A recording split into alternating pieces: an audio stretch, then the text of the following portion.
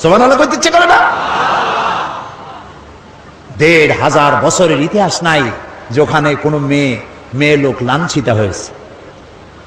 সুবহানাল্লাহ বলবেন না?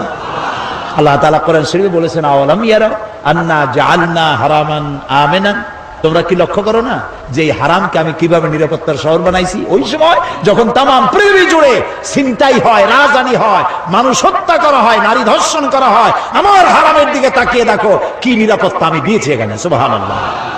এই নিরাপত্তা কেন হয়েছে? কোরআনের আইন সেখানে আছে। কিসের আইন আছে? কোরআনের আইন।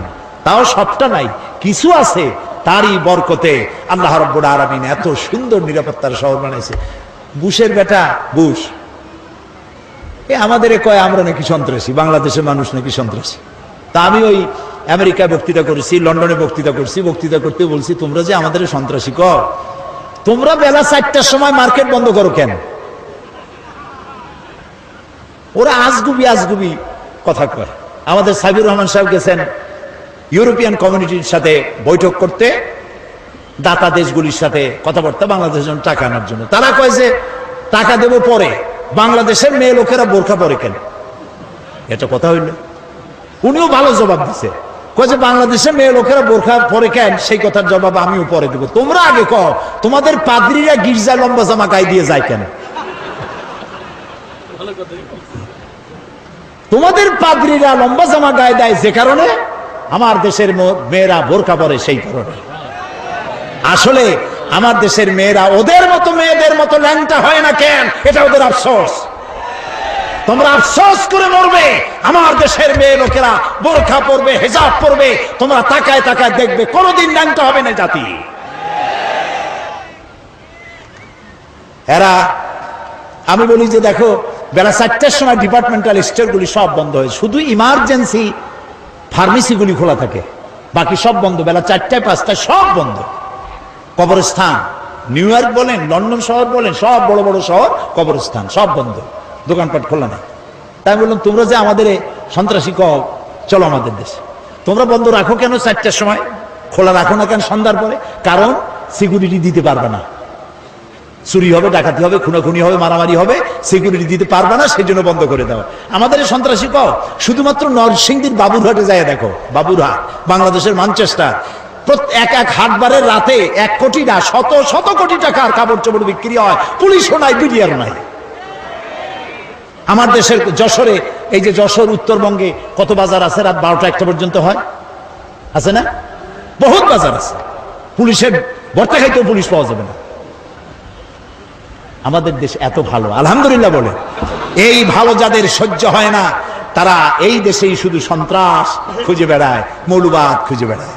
তা তোমরা তোমাদের সন্ত্রাস আর মৌলবাদ খুঁজে বেড়াইতে থাকো, বাংলাদেশ তাদের নিজস্ব গতিতে চলবে ইনশাআল্লাহ, ইনশাআল্লাহ, ইনশাআল্লাহ, আলহামদুলিল্লাহ। প্রিয় ভাই সব, সেই জন্য আল্লাহ তাআলা বলছেন যে এই কোরআনের আইনকে প্রতিষ্ঠা করার জন্য লড়তে হবে। সে লড়াইয়ের অর্থ কি তাও বললাম। লড়াইয়ের অর্থ এই না যে আপনি কাটাকাটি আর খুনাখুনি করবেন। রাসূলুল্লাহ যত যুদ্ধ করেছেন, একটি যুদ্ধ অফেন্সিভ ছিল না, সবগুলি যুদ্ধ ছিল ডিফেন্সিভ। আক্রান্ত হয়েছেন, তিনি প্রতিরোধ করেছেন, সুবহানাল্লাহ বলে।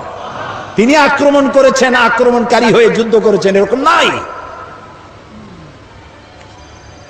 আল্লাহ রাব্বুল আলামিন বলেন, আমি আমার মুমিনের জান এবং মালকে খরিদ করে নিয়েছি, বিনিময়ে তাদেরকে জান্নাত দেব।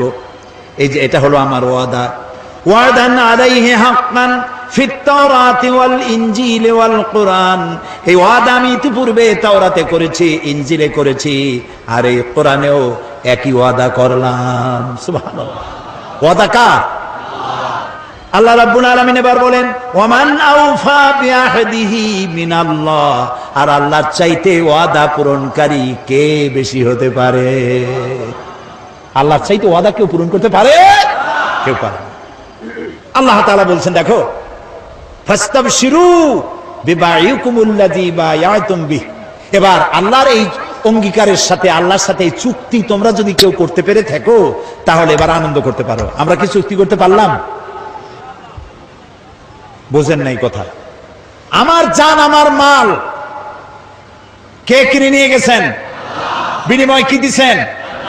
আজ থেকে ওয়াদা করলাম আমার জান আমার মাল আল্লাহর রেজামন্দি ছাড়া, আল্লাহর খুশি রাজি ছাড়া, অন্য আল্লাহর অমতে, আল্লাহর অরাজিতে, আল্লাহর না খুশিতে আমার জান মাল খরচ করব না। এই ওয়াদা করতে রাজি আছেন? কারা কারা রাজি হাত উঁচু করে দেখান। আলহামদুলিল্লাহ বলেন, আলহামদুলিল্লাহ বলেন।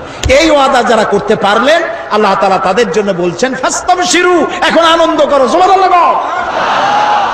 এই যে চুক্তি করতে পারলা এজন্য আনন্দ করো। ওয়া যালিকা হুয়াল ফাউজুল আযীম, আর এটাই হলো চূড়ান্ত সাকসেস, বিরাট কামিয়াবি, চরম সফলতা। সুবহানাল্লাহ। আল্লাহ যদি কয় এটাই হলো চূড়ান্ত সফলতা, আর কোন সফলতা দরকার আছে? এই মোমেন কারা হবে? সেই মোমেনদের 8টি গুণ লাগবে, 8টি কোয়ালিটি লাগবে, 8টি শর্ত লাগবে। কয়টা শর্ত?